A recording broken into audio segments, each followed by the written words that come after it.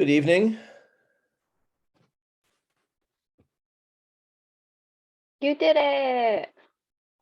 Sorry about that. That took a little longer than I expected. That's okay. I was like, wait, Joyce is still out of town. She's still out of town. She may be the host, and I don't know. It was easier the last time I did this. Hello, Chris.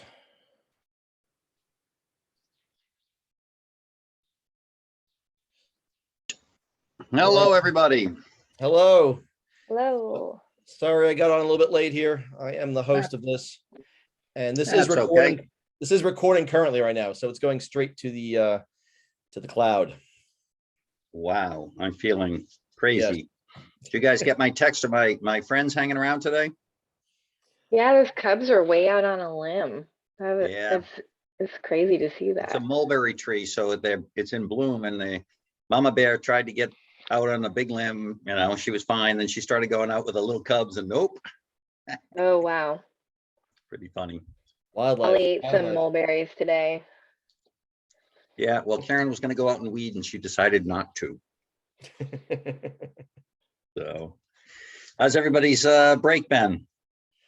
Very good. Excellent. My Excellent. toddler's getting more teeth, so it's been a rough week. Mhm. Well, at least he wasn't climbing a mulberry tree.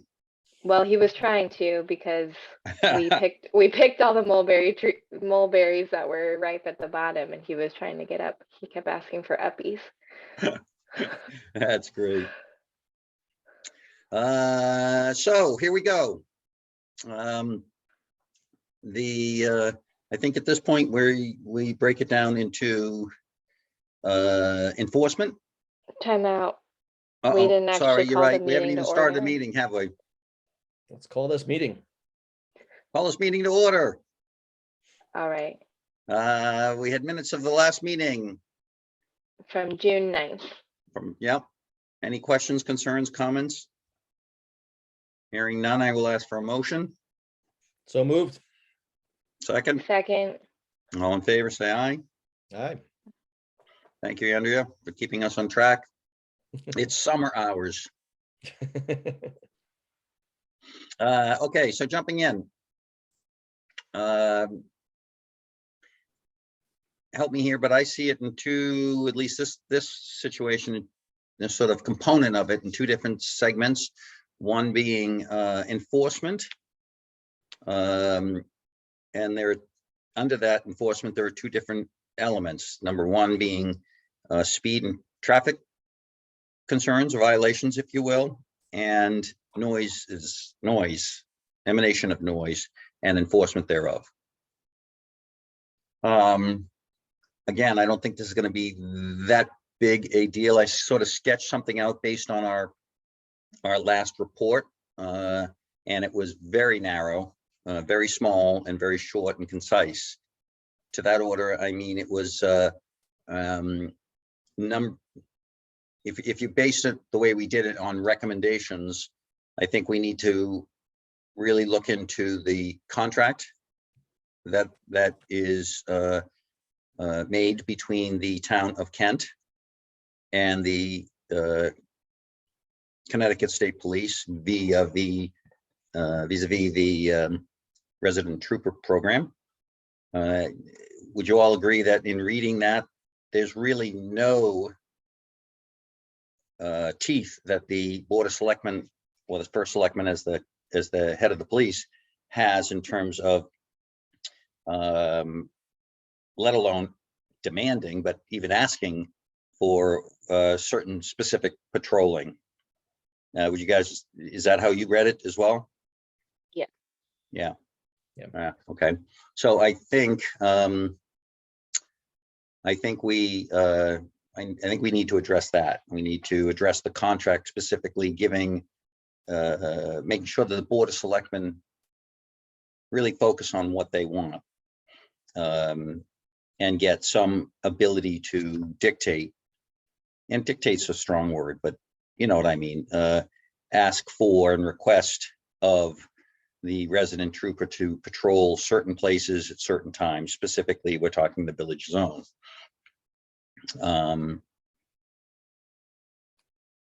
And so I think under the auspices of the contract, that's really where the teeth come from the town.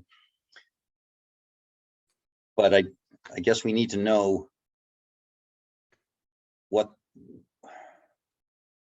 the enforcement process is and protocol is for the police. I don't think we need to tell them exactly how and who they have to pull over and when they have to pull them over. They're professionals, and I know that they know how to do that.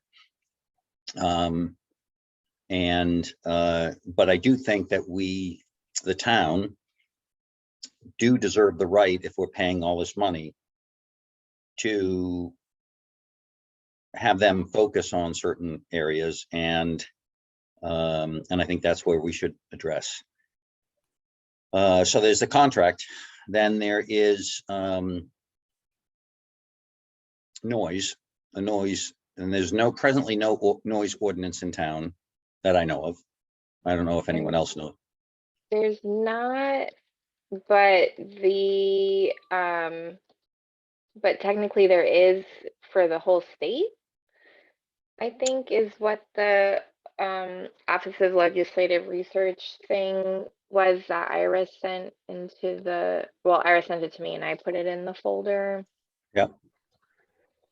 But the way I read that, it seemed to me more like two-stroke motors than actual radios out of cars, or loud trucks. Or I don't know, Andrea, if you heard tonight, I was at the light at around 4:30 heading east on 341. I was waiting, and a car with a very loud muffler, like the little race car kind of guy, took off, went by your house, and while I sat at the light, I could hear him down by South Commons.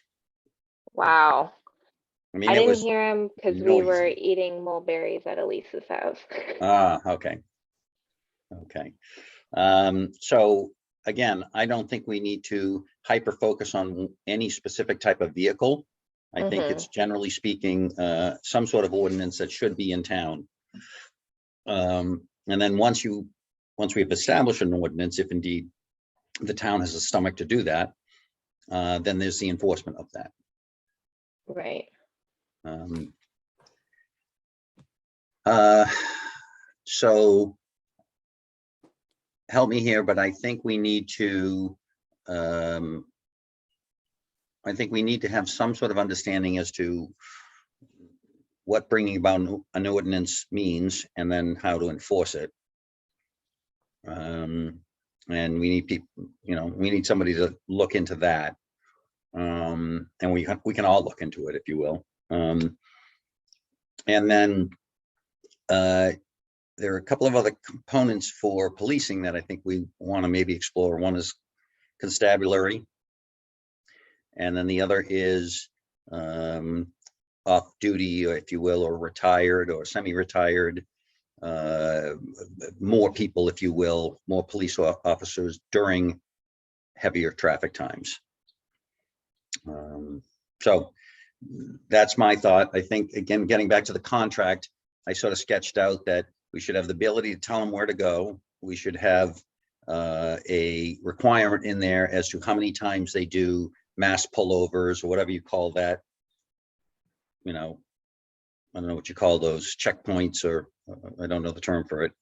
And there may be 2 or 3 others we want to have specifically written and codified as language in a contract going forward, because 2023 is when we roll in. I did have the opportunity to speak to both the headmaster and the CFO of Kent School. And they're both very much concerned, not only with, and loved our idea of a school zone, by the way, but also very much concerned about speeding and enforcement thereof. So, and they do pay a considerable amount of money in support of policing here in town. So, so with that, any other kind of thoughts as to what, where, and how we want to go?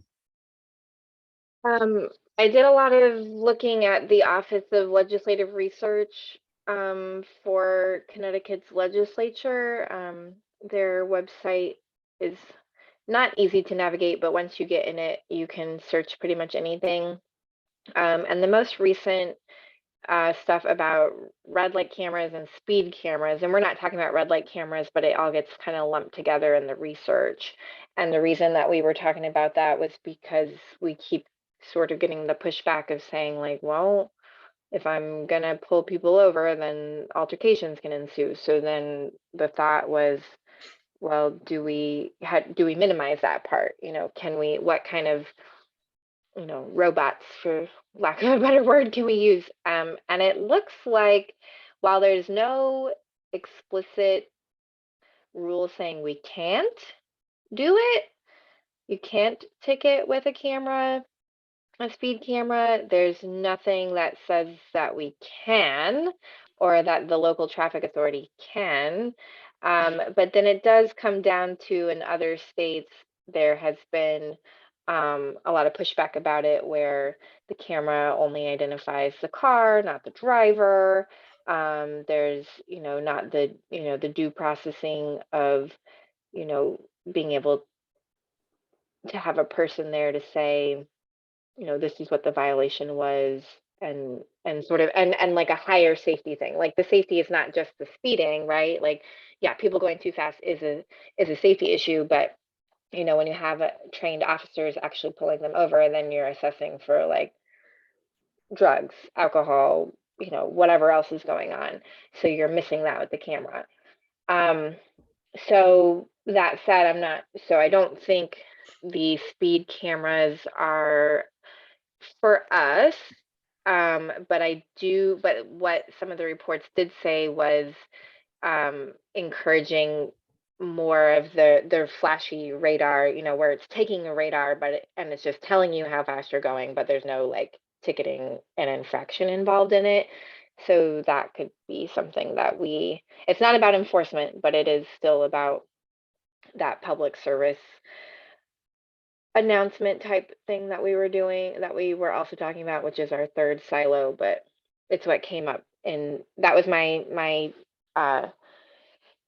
assigned section, was looking at the cameras and if those could be an enforcement option. I think the answer is no. But then it leaves us stuck at that, like, well, what is our option? Because we've been told like it's not worth doing. Well, it's good that you've looked into that, because we could say, look, this is an option, and that some cities are turning to, but it's probably not optimal for us. Yeah, and which only reinforces that what needs to be optimal for us is good old-fashioned policing of pulling over and ticketing. right. And even coming out of the Motor Transport Association of Connecticut, like they really emphasized, like they're all about safety, and they, you know, they're a statewide trade association representing 1,000 companies or more that operate commercial motor vehicles throughout the state of Connecticut. And we have a lot of commercial vehicles coming through Route 7. They talk about being all about safety, but that the red light cameras at intersections and speed cameras are not the way that they want it, and they want additional officers doing it. And so I thought that was interesting, coming from a professional organization who they're all about driving and safety. Yep.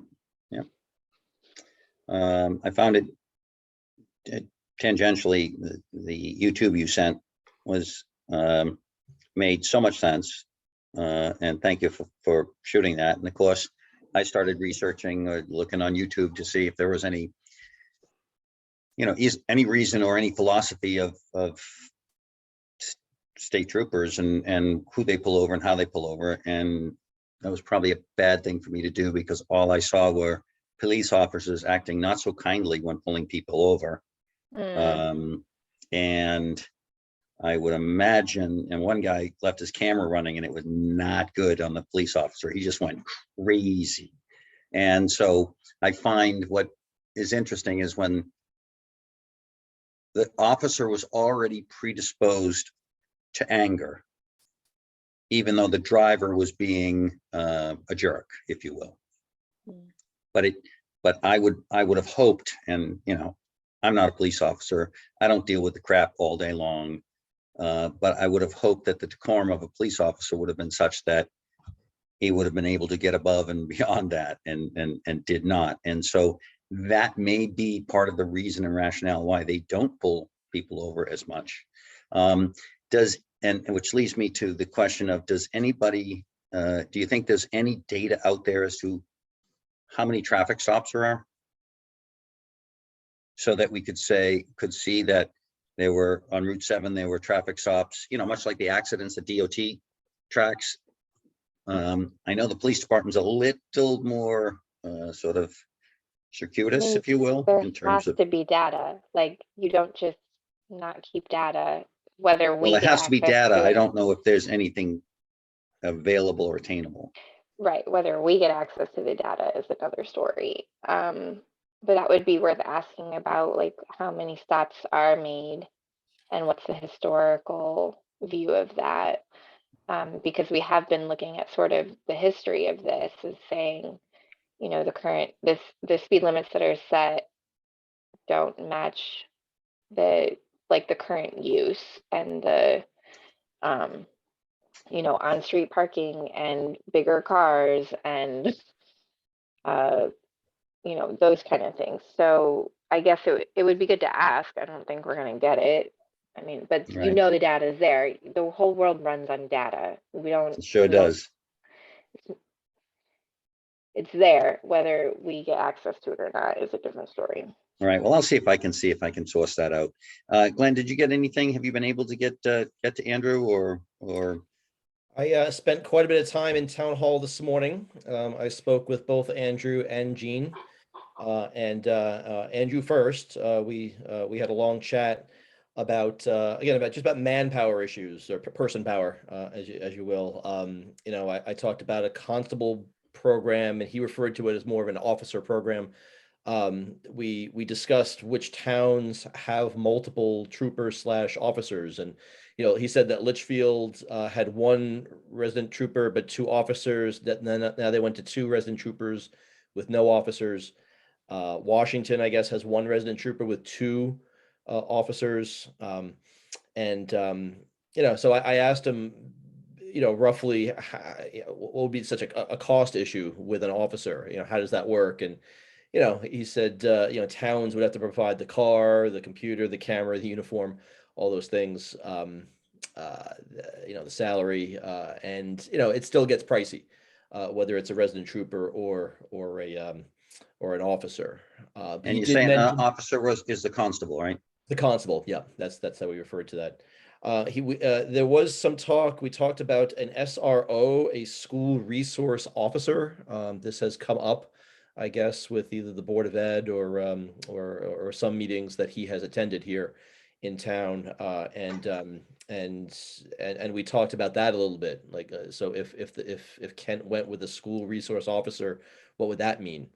That would be another person, around, mostly at the school at Kent Center, but maybe someone who could help out in the downtown.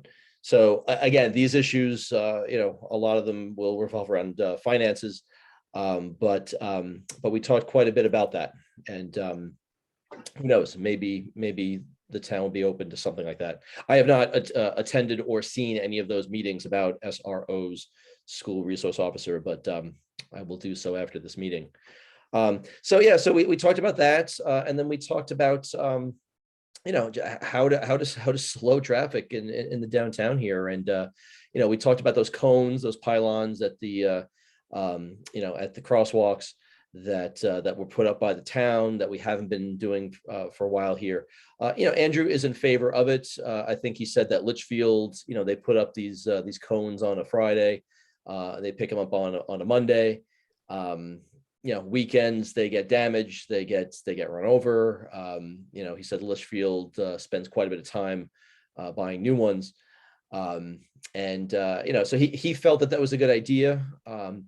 And then I spoke with Gene about just that, actually. Again, it's an issue that I guess town employees need to put them up and take them down. And she said that should be done daily, that if these things are left in the road on a Saturday night, for example, and a car strikes them and gets into an accident, that would be on us, perhaps. That was what she had said, but she had a good idea. She threw out an idea that I told her that we'd talk about tonight.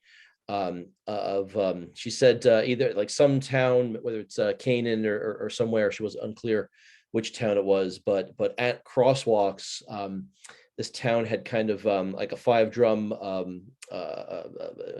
drum thing of sand, right? And there would be like a flag, like a colorful flag. And then if someone were to want to cross the street, they'd pick up this flag, walk across the street, and stick it on the other side of the road. That's what Uh, Andrea I've been had talking mentioned about that. those from St. Augustine. We had Yeah. those in St. And I saw, Augustine. and I Yeah. saw them out in Jackson Hole. So she brought that up, and she was in favor of that, I don't know if that would be a town thing or if that would be who They did it in Bridgeport. Bridgeport's like the only city in Connecticut that does it. adopted it, and they said it did decrease like pedestrian injury and fatality, but they also spent a lot of time and money replacing the flags, I'm sure they did. Yes, sure because they did. they have a bunch of kids that are people, I don't know, not just kids, but I guess we had vandalism at the Welcome Center from some kids a couple weeks ago, so I'm just imagining Yep. that. Nice souvenir. Nice souvenir. So, Yeah. so when you talk about the pylons, though, like that video I sent this morning, was really looking at like road design, right? thought that was And brilliant. saying, Yep. how do you use Yep. road design to slow down traffic? And that goes back to like the historical thing and saying like the road wasn't designed to go this 80 percentile or 85th percentile thing. It's not just about how fast it goes. Like it really is about, okay, how does the road need to change when you're coming into town? And it obviously does it like coming from the south where it's open field and then there's all the houses, but there's nothing else about the road. No trees, that nothing. Yeah. And I mean, until you get to like my house, we've got all the trees. But that's not, and then at that point you can see the light. So then people are only slowing down because of the light. But when you look at on-street parking narrows the road, but only like a little bit because people still like don't know how to park. I don't know. I took pictures of some New York plates parking literally across the parking lot in front of the old House of Books, the pop-up, Woodford's pop-up, like across the parking lot. I mean, across the sidewalk. So, people don't know how to do it. So it's not even like the road is getting narrowed anyway by parked cars. And I ate at Wilson's today for lunch and I watched so many people jaywalk right there, between JP Gifford and Wilson's back over like towards church, rectory. And it's just like there's really nothing about the design of the road. There are things like we could narrow the road at the crosswalks, basically. Like I don't know if you in the video, it was showing like in Amsterdam, all the roads are actually designed to be like for pedestrians. Right. And or I guess I should say streets. There's like a difference in a definition Yep. in North America based on streets versus roads. So we should be talking about how the road becomes a street and streets are supposed to be walkable. And but if you notice, like the idea is like all the sidewalks are at sidewalk level and the streets have to go up over them. Like it really indicates like this is a pedestrian area, and so all of the crosswalks are actually raised, and they become like a little speed bump thing. When we looked at the DOT thing, whatever that 98 page whatever was, they talked about like no speed limit, no speed bumps on state highways. So I don't know if there's a way that, I mean, I guess it's too late as far as the sidewalk goes, but sort of like butting out the sidewalk. You know how we have to have the, like in front of the library, there's like the at that crosswalk, there's a section that says like you can't park here. Like what if that was just concrete? You know, Right. what if it really I can't, narrowed? yeah, or a tree in there, something that's going to Yeah, really, I found that that was fascinating that basically they could, they would use lots of different tricks to narrow things. Yeah. yeah. Um, and Traffic but calming techniques. again, I don't want to get back into DOT's side of it. I Right. think we need to talk about the actual enforcement side of it. And so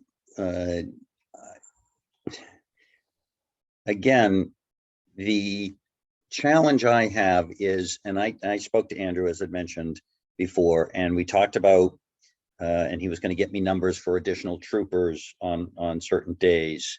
We were going to talk about constables or officers and that kind of program. The thing I just don't have my brain around is, why am I already adding more people when I don't even know how much time the first person has, or is willing to do for our problem? In fact, if we were going to be selfish for the rest of the town, we don't care what the heck the police do outside of the village. All we care about is that they maintain safe traffic conditions. That's all we care about right now. That's all we should care about. Now, we can't be selfish, and we know that we have to be realistic that there's a lot of other policing going on.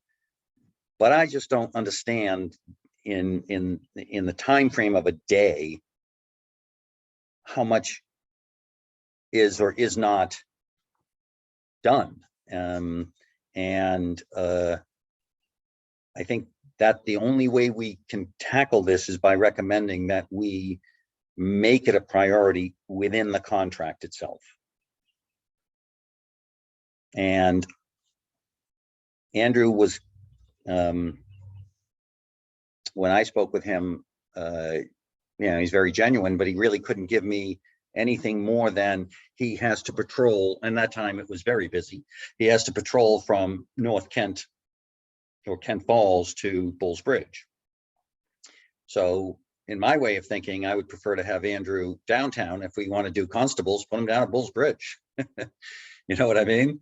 If you really have a problem on weekends with Bulls Bridge, well, then hire somebody in a uniform to be down at Bulls Bridge and have our actual police officer pulling over people who, in my opinion, are more egregious in terms of their traffic violations than just double parking or overly parking down at Bulls Bridge. And I don't really know how to quantify that. I don't know, without having good input from the resident trooper and their, the troop itself. So I'm at sort of a loss there, but it to me is not that hard. If we said we needed dedicated hours during the weekends and periodically in town, in the village center, and more often than not, it's really the better weather times than it is the sloppier weather, because that unto itself slows people down sometimes. I don't know. What's your reaction to that, guys? Andrew's aware of all this. He knows our concern with the center of town. He brought up July 4th is coming. He will have to be at Kent Falls and Bulls Bridge. Why? Why? Why? because there's a lot of folks down there. I don't give a and- hoot. I really don't give a hoot, Okay. honestly. Do you see what I'm saying? Like, I I know. live in the downtown. Why does Bulls Bridge, nobody lives at Bulls Bridge. Nobody lives at Kent Falls. That's my pushback to Andrew and the troop program. You know what? And that's why I wish the selectmen could say, don't go to Bulls Bridge. We don't want you at Bulls Bridge. In fact, why the heck are you going to Bulls Bridge? Unless you're writing massive amount of tickets. I'm sorry to get a little frustrated, but that's where I've gone around this mulberry bush many a time in trying to figure out what and why that's more of a priority than the village of Kent. What are the, so Kent Falls is a state park. Correct.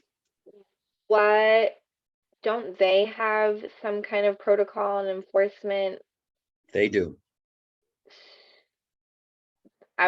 outside of our resident trooper, right? They do. Okay. The only responsibility the resident trooper has up there is if people park on Route 7, and then he has to tell them not to. Well, that used to be a problem at one point when we had too many people up there and the state had nobody running things because of money crunches and COVID time and such. But they have taken steps to mitigate that challenge, and neighbors have put up cones. The state has put up, you know, sort of little barriers. And I just don't understand why that has to happen.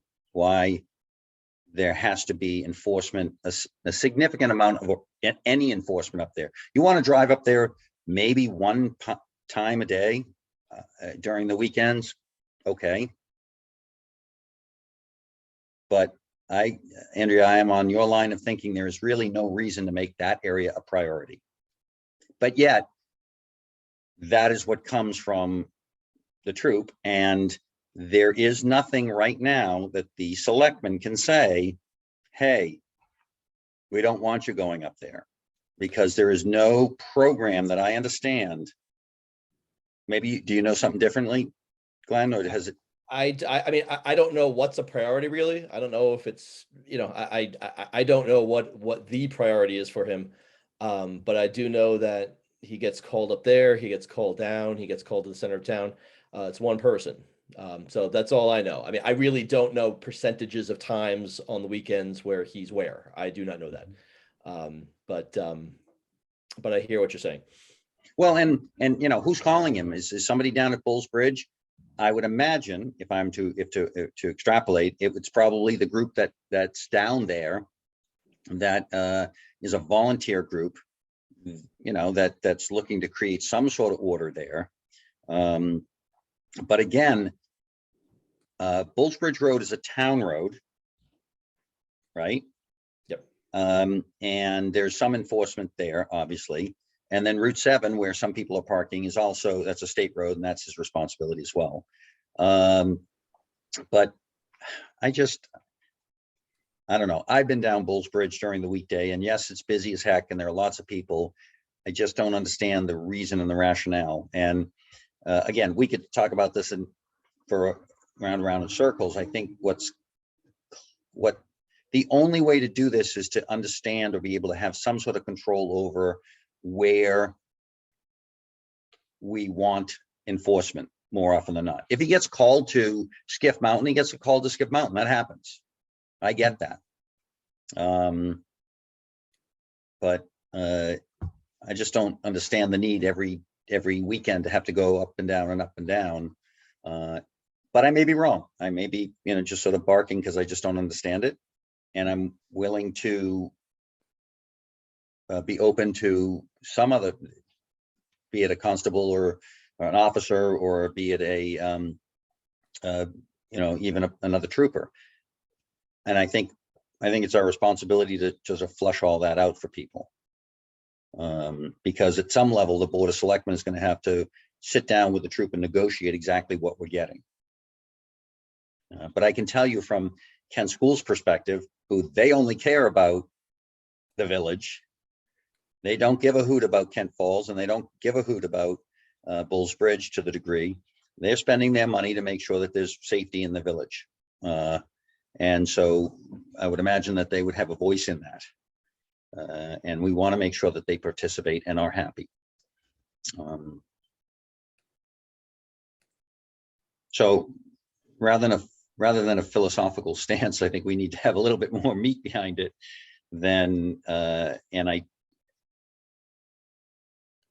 only can think of, if we can get from Andrew, Glenn, if you can get from Andrew, the hard costs for additional troopers on the during the weekends, and he and I discussed it. He talked about Saturday only. I think you need to really think about Saturdays and Sundays. Because the Sundays is when more of the motorcycles are in town. At least that's my experience. And just get a number. Let's get numbers. If we can get numbers from Andrew as to $1,000. how much, $100,000. how many guys, One. one additional guy, $100,000. He thought it could be 135, could be 85,000. That's for an officer, not necessarily for a trooper. Trooper would probably Okay. be 200. For 1 day a week? Or that's a whole nother yeah, resident actually, I'm not sure about trooper. that. Because when I talked to him, it was two. maybe He continue. was saying 1 day a week, and only Sorry. from the summertime to like October. I retract that. If it's just a resident trooper for a weekend, that I'm not sure. So Yeah, so I think that I'm not sure. let's all sort of hash that through so we can get an understanding. It's my opinion that basically from, I'm going to make it up, June 1st to October 30th is the prime time to focus on additional assistance downtown. Anyone want to argue April or May, or? I don't mind. I think we need to pick, what's that? June, October. Yeah, Saturdays, June, Sundays, July, we'll August, get- September, we'll October. get So a, 5 months. We'll get a hard number.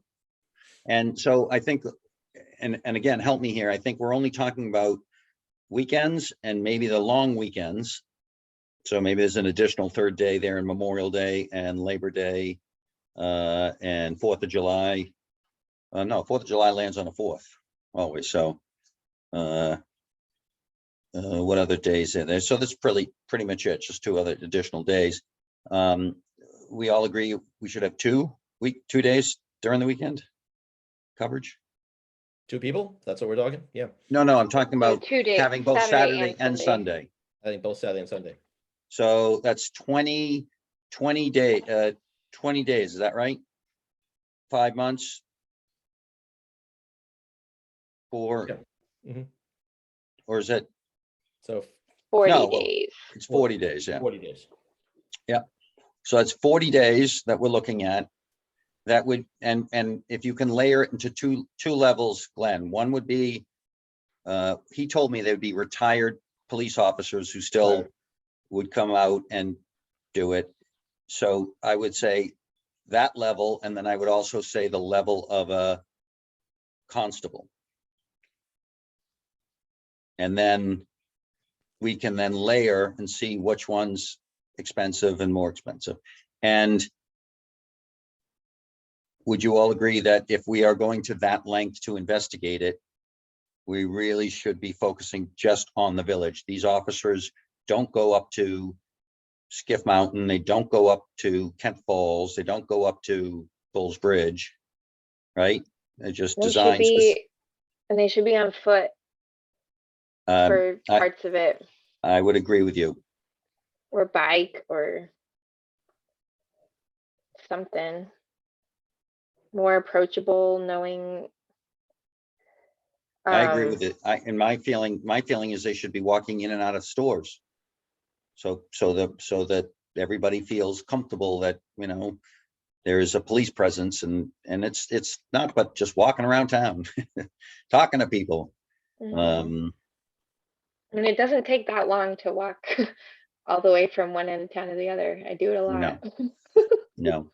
So Glenn, that would be great if you could get that information. And again, I don't think we need hard numbers. I just think we need to have ballparks as to what it's going to cost if we bring it as a budgetary component to the selectmen and saying, this is what you should, as a recommendation. Is there somebody, I mean, you said ask Andrew, but I mean, he's busy actually, being our trooper. Is there somebody at the state police office that's their job is to give us quotes for extra person hours? I don't know. I think we've always at least I've always interfaced with Andrew. Gene, of course, can interface with the head of the troop. Right. So, but again, that's why I think rather than having specific numbers, if we have general numbers, we can, and we feel that that's a more appropriate way to go than to just stick with one person and make them and force them to be in the village.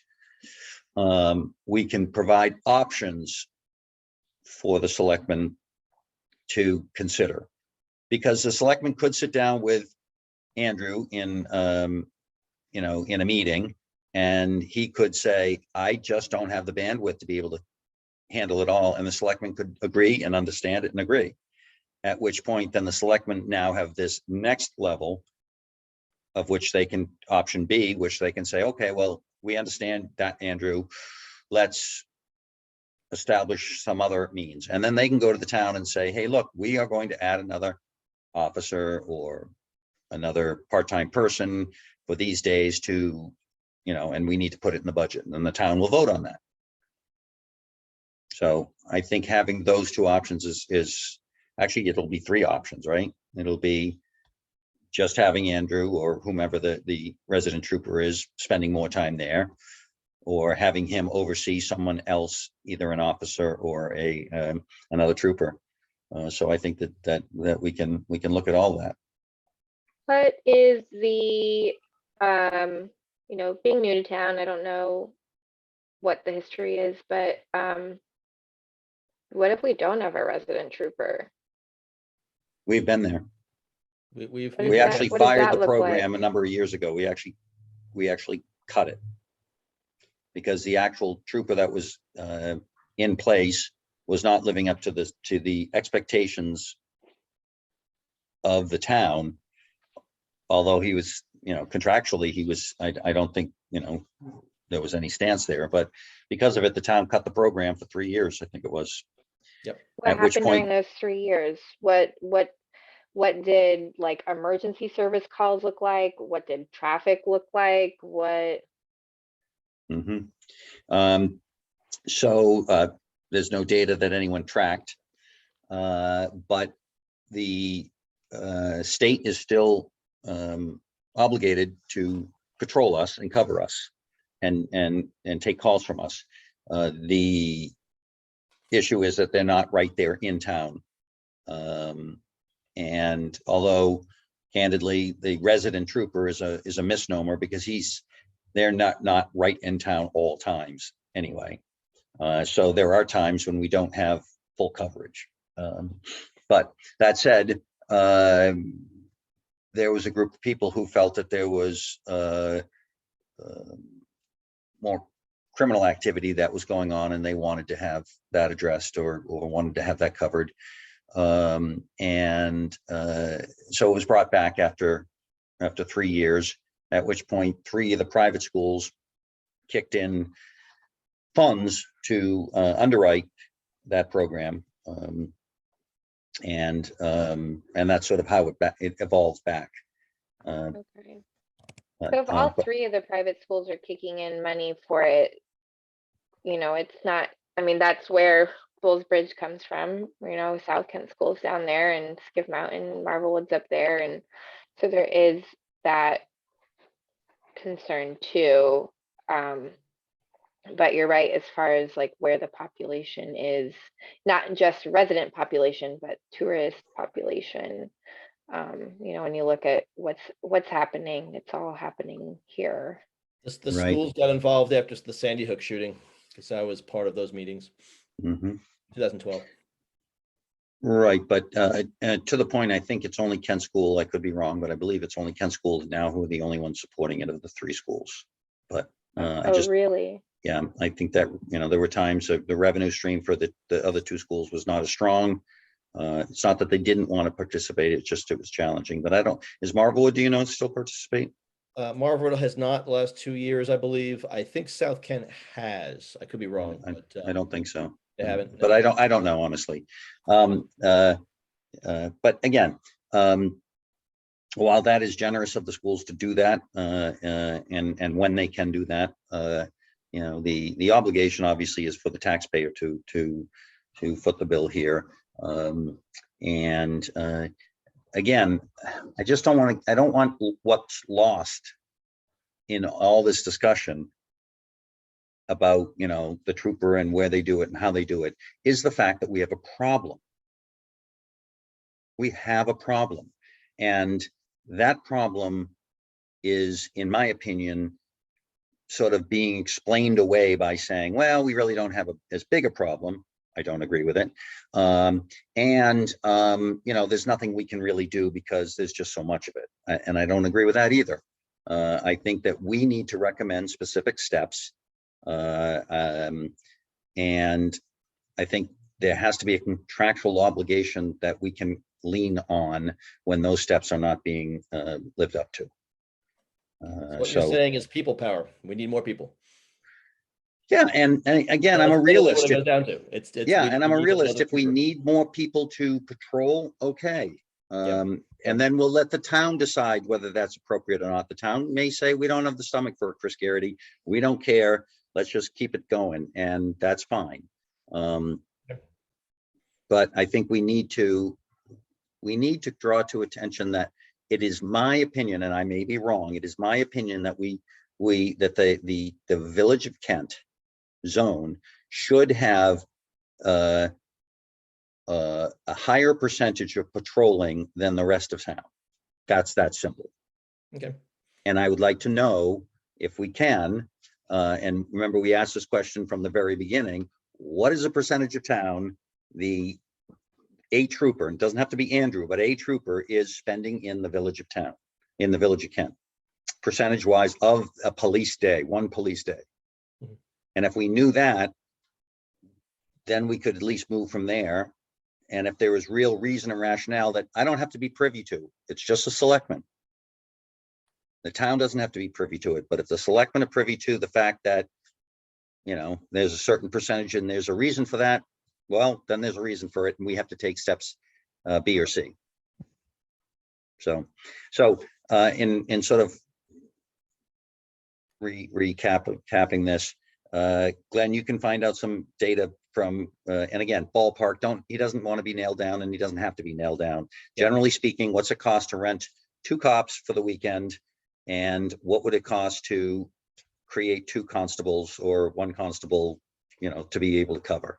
So this includes Trooper Fisher, or this is an addition? This is 2 additional. It would have to be in addition. He would be their supervisor. Of two people on the Well, weekends. 2 days. I don't 2 days. So it could be 1 trooper, but it has to be Saturday and Sunday, if you will, and then throw in the Memorial Day and the Labor Day, and then you've got, you know, a couple extra days. But I guess what we're looking for is a per diem cost. Yep. Of another resident trooper or another trooper. Yep. And a per diem cost of an officer. So another trooper and an officer. Okay. Yeah. So we could say to the selectmen, you know, all we need is somebody with a badge and a whistle walking around town who looks official. And if it happens to be a constable that's less expensive than a retired trooper who comes out, you know, on weekends, well, maybe that's the alternative, and maybe that's easier to budget for the town.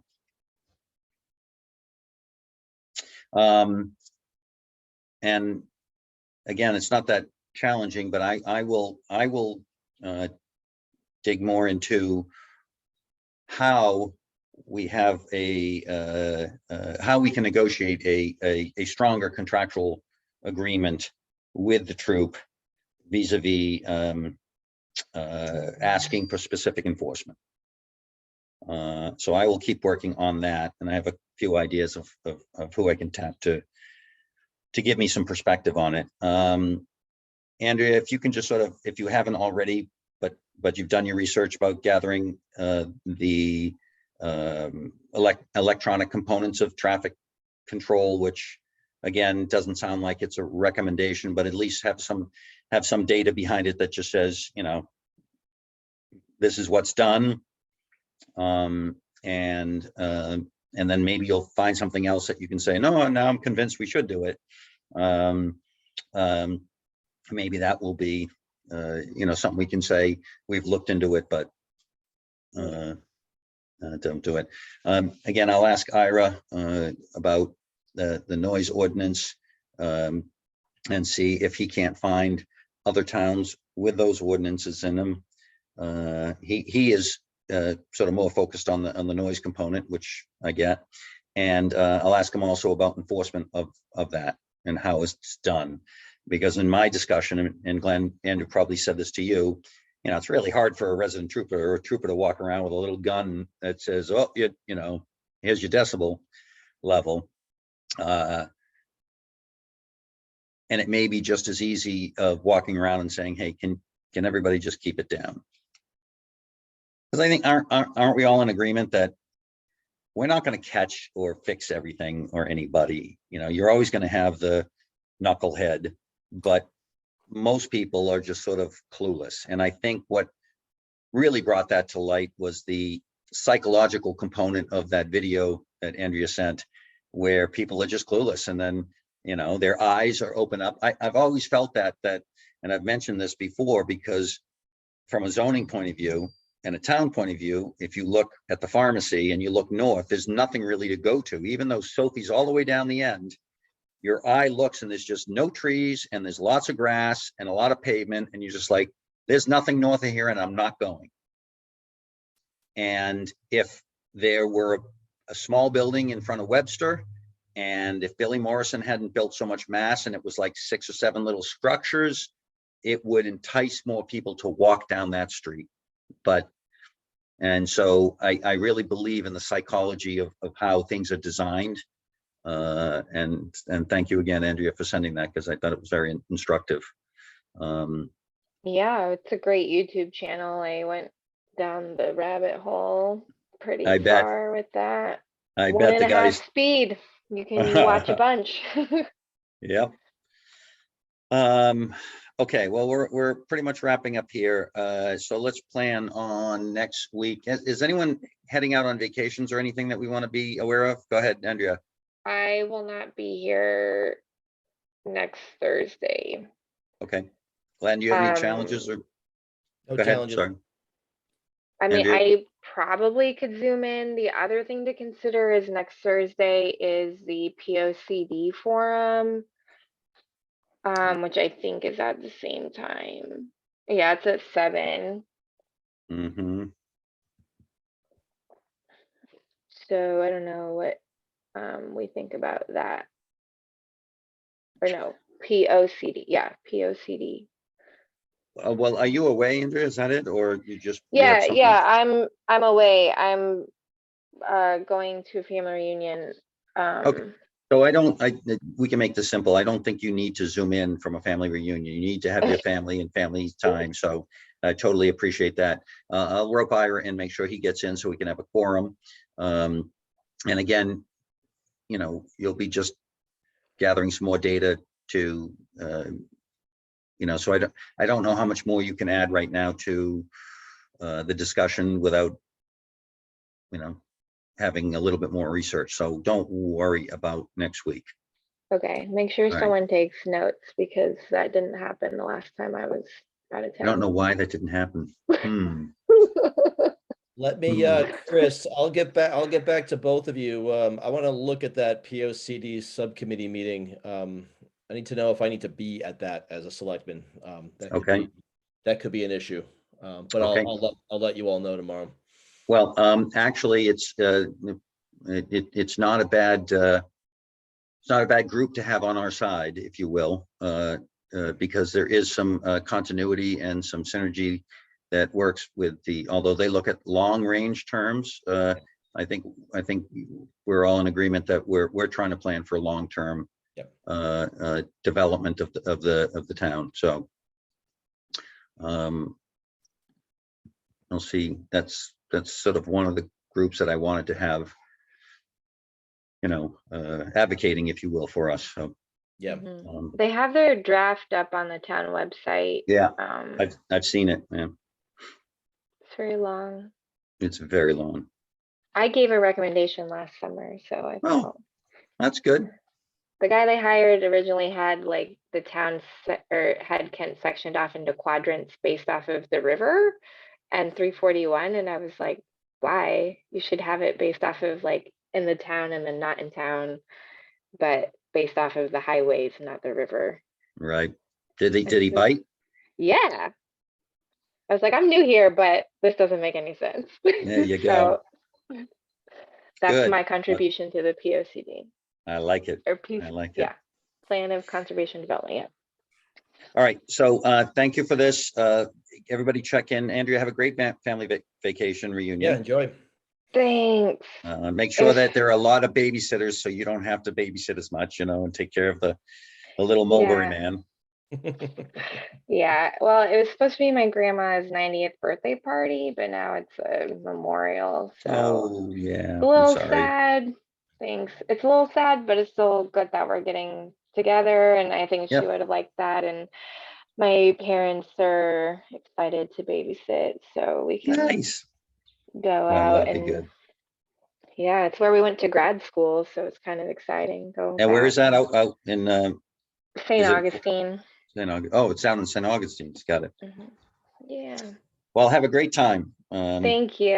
And Glenn, let us know if indeed you have a conflict, and then if we have to just kill it, then we'll kill it. If not, I'll get Ira and we can Yeah. rope him in on that. I'll find that tomorrow, so we know. All right. So okay. Perfect. Okay, guys, thanks. thank you.